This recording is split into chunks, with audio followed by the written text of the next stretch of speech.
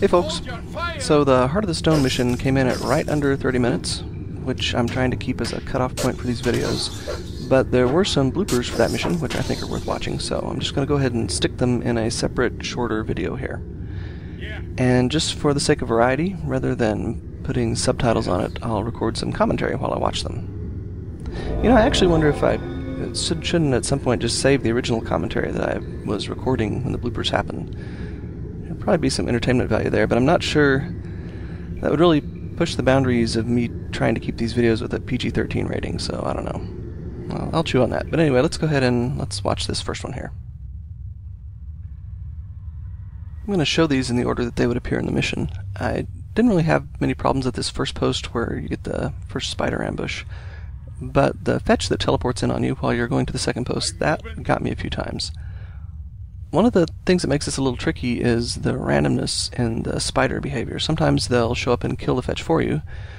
Sometimes they won't appear until after you've finished dealing with the fetch, and then sometimes while you're fighting the fetch, the spiders will drop in and attack you. So it throws quite a bit of randomness in there, and you have to stay on your toes. I had some success eventually with basically just running away from the fetch when it shows up. Try to keep its attention on the Zerks rather than the archers, but keep the Zerks just right out of fetch range while the archers whittle it down. In the run that I finally ended up keeping for the final mission video, I got really lucky with the archer shots. It seemed like every arrow hit the fetch. Most of the times I wasn't quite as lucky. This instance here is from when I was just trying to Zerk rush the fetch, try and kill it quickly before it could kill any units, and then just heal up my Zerks afterwards, which sort of worked here. It was going pretty well, but then at the very end,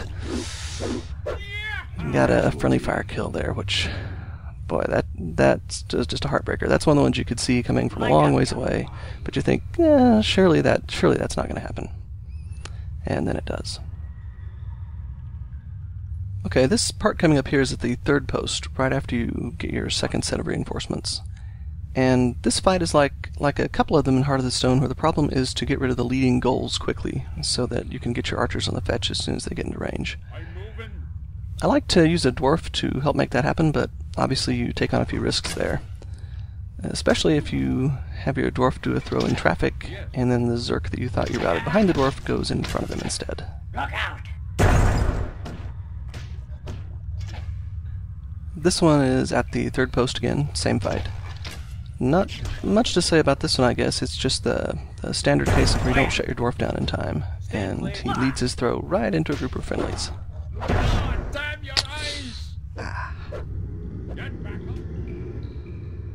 Moving ahead to the fourth post here, and another golden fetch fight.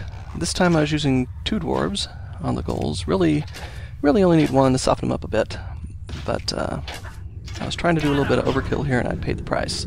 The dwarves throw it about the same time, but not quite, and so one cocktail goes off first and knocks the other one right back into my lap.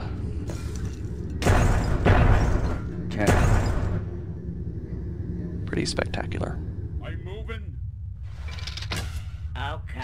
Okay, one more blooper. Still at the fourth post. I think this is actually the very next attempt after that previous blooper, and I was really determined not to repeat my mistakes, so I micromanaged that fight with the goals very carefully, and spent so much attention on that the fetch got into range,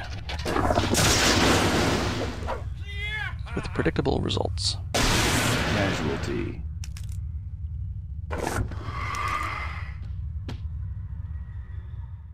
Well, that's all, folks. Hope you enjoyed this slightly different approach to a blooper reel.